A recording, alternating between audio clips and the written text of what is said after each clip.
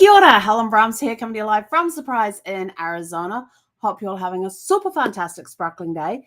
Welcome to Before the Dirt Nap podcast number 2122. And tonight we are talking, we're doing part 5 of permission slips. And part 5 is permission to take up space. Okay, you have to, I don't know what's going on with my eyes right now, but all of a sudden they've gone blurry. So I'm not even sure if I can read my notes. And I don't have my glasses in here to try them on to see. Hang on. I don't know what it is, but my eyes are really, really not focusing right now. Okay, we're going to do the best that we can with blurry eyes and see if we can read what we need to read. Let's see if I can make this bigger. Hang on. Let's see if I can make the font bigger to make it easier to read. Okay, let's see. Zoom in. I think that's the one. Okay. All right. So here.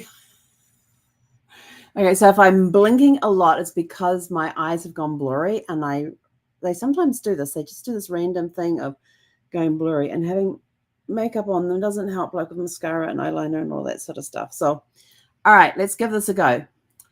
Okay. So we're talking permission to take up space. It's part 5 of our permission slips series. You're not too much, you're not in the way, and your presence is not a problem to shrink. Tonight, we're ending the week with the boldest truth of all. You are allowed to take up space emotionally, physically, vocally, creatively, spiritually, not because you earned it, but because you exist. Where the urge to shrink comes from is that you're being labeled dramatic, intense, bossy, needy, or too much. Cultural narratives that say women should be quiet, agreeable, and accommodating. Yeah, that ain't this woman. In some situations, yes. In most situations, no. Family systems where emotions or uniqueness were minimized. So this is where the urge to shrink comes from. Sorry if I wasn't clear with that, because my eyes definitely were not clear. I don't even know. It's almost like I've got a film over them that I'm trying to get rid of. And an itchy nose now. Let's see. So where the urge to shrink comes from, it's been labeled dramatic, intense, bossy, needy, or too much. Creative cultural narratives that say women should be quiet, agreeable, and accommodating. Yeah, I don't think that's going to happen much these days.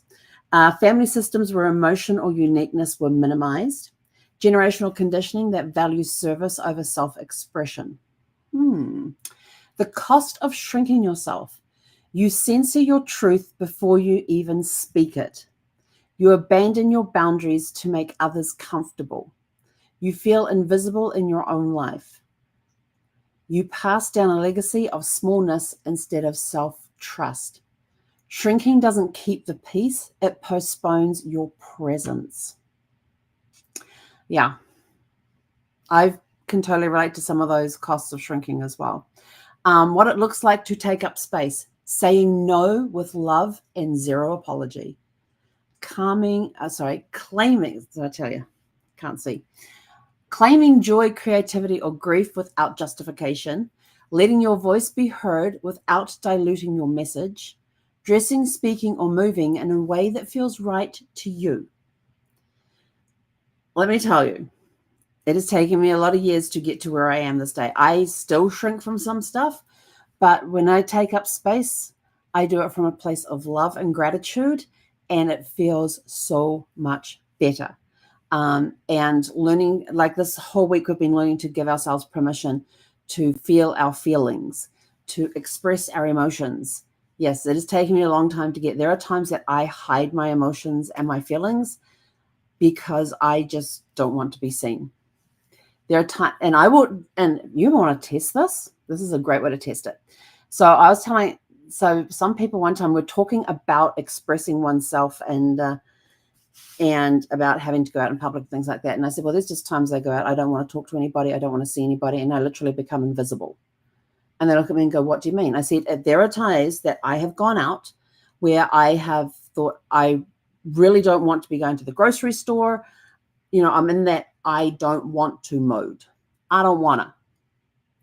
I don't want to go grocery store. I don't want to go grocery shopping. I don't want to interact with anybody. I get in that really negative headspace that I don't want to. I don't want to. I get to the supermarket. I cannot find a parking space to save my life.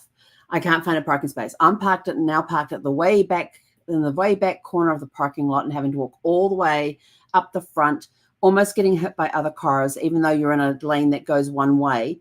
You've got cars coming opposite the way they're supposed to, almost hitting you.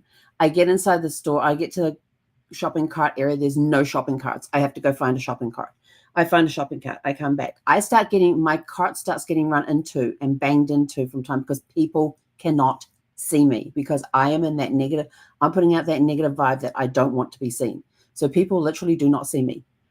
So anything you can think of going wrong in a market of you're walking, you're going down the aisles and everything else, you're getting banged into by people. I've had the backs of my legs banged into with shopping carts.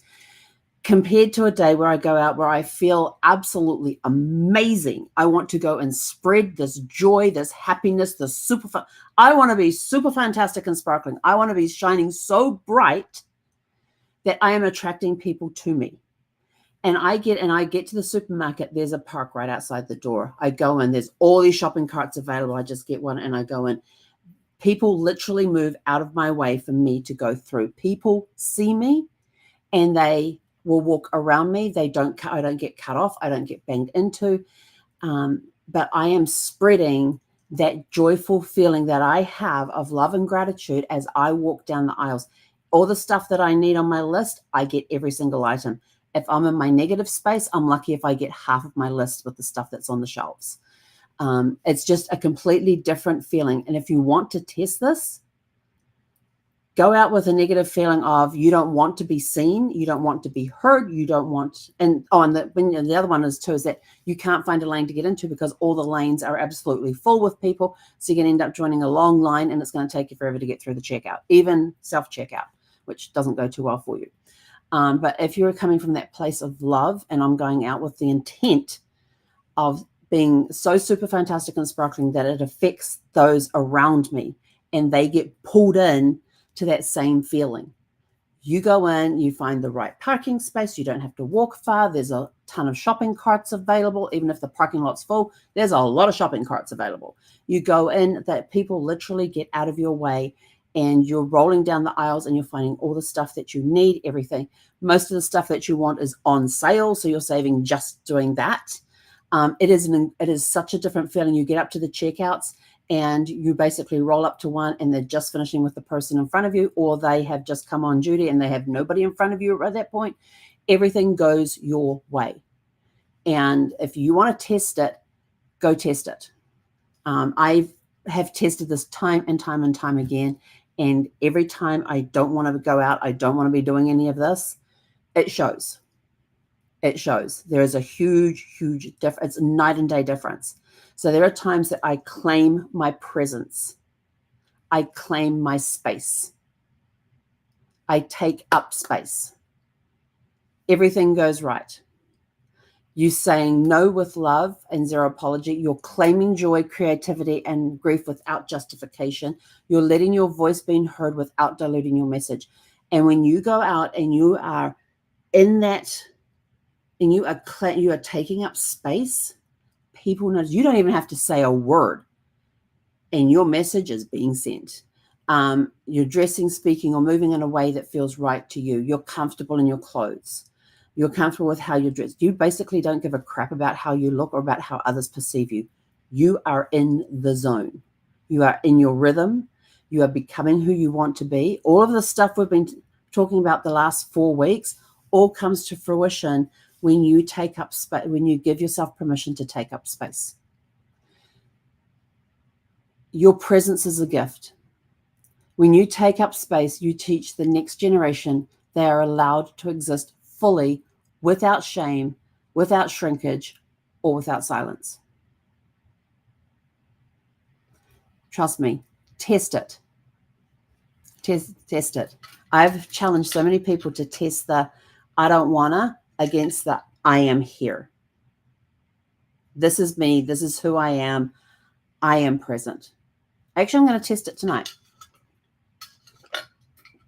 Zeffie's got a couple of open sores that have appeared on the back of her head. They're about this far apart. And they're not looking good. And so I'm trying to see if I can get her into the vet tomorrow.